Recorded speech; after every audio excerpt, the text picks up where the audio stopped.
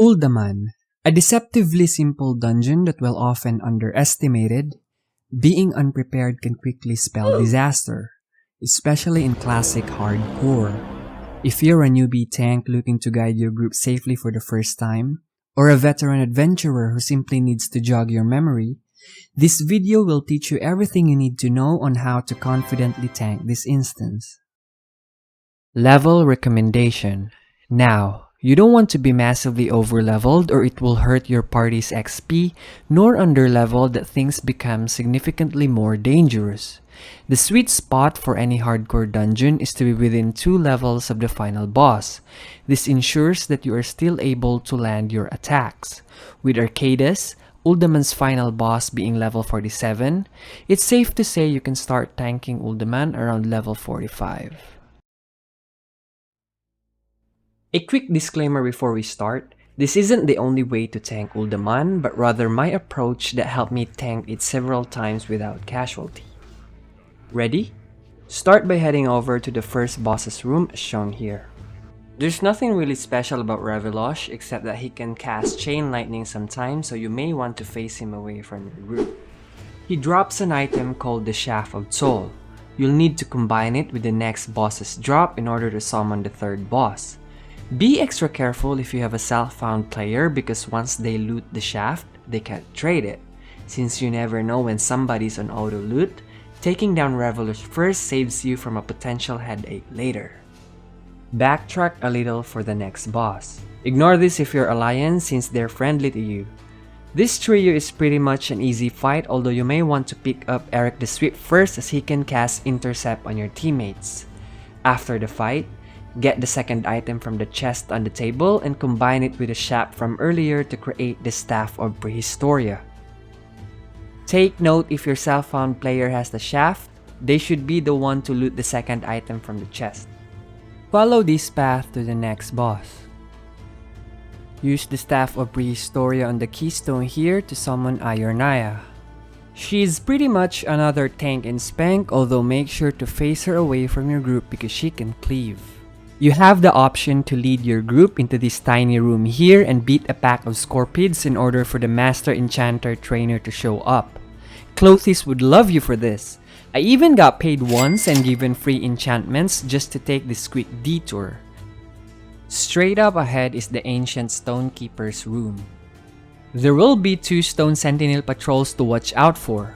I really recommend marking them so you don't get caught off guard. The good news is, these dwarves are just normal mobs, although they can't be slowed or crowd controlled. You'll also want to pull the boss directly when he's in front of this bench. Otherwise, you'll risk pulling the pack behind together with him. For this fight, he will spawn tiny cyclones that slow and silence anyone who gets caught in them. I recommend moving the boss around throughout the fight. On to the next boss. The Obsidian Sentinel is another easy fight where it just breaks down into smaller pieces of itself as it loses HP. Alright, here's the route to Galgann Firehammer. He's a pyromaniac who casts nasty AoE fire spells. If you got a mage or a rogue, it's a good idea to CC one of the ads and then focus the boss in the other ad. In this clip, however, our rogue was a bit underleveled, so I figured he'd get detected before he could land a sap, so I just went in and zugzagged. On the way to the next boss, I want to emphasize something. Take note of these Trog mobs called Stone Volt Maulers. They have skills called Enrage and Thrash that deal heavy damage. Personally, I would warn my healer beforehand so they know what to expect. Look at the damage I took here. That's crazy.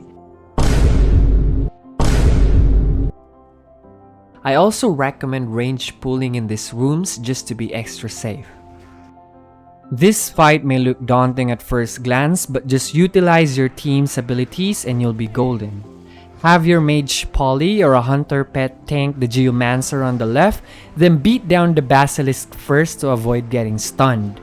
In case you're wondering, I was pretty geared at this point already that I could tank all 4 of them at once. Finally, you're on your way to the final boss. Here's a quick mechanic refresher though when you reach this room here. These stone golems explode and deal massive damage when they die. Remind your teammates to get away from these mobs when they hit 10%. Since you're the tank, kite them away from your team, put on some defensives, and take the explosions like a man. As you descend towards Archaedas' room, be wary of these two Sentinel patrols. Things can get nasty if you accidentally pull them along with the big backs. Time for the final boss. Archaedas is more or less a DPS check. The longer it takes you to kill him, the more adds he will spawn that could overwhelm your group. Luckily, there's a way to safely do this using the cheese strat. So instead of fighting him inside his room, you activate the boss and then get your team up and running towards the room with exploding stone golems from earlier. Aspect of the pack is super helpful in this situation. Some ads will pop up during the fight, so just tell your DPS to take them down. Other than that, it's smooth sailing from there. Like in this particular run, our Warlock was only level 43 and our Rogue was 42, but we still managed to beat it without a problem. And there you have it!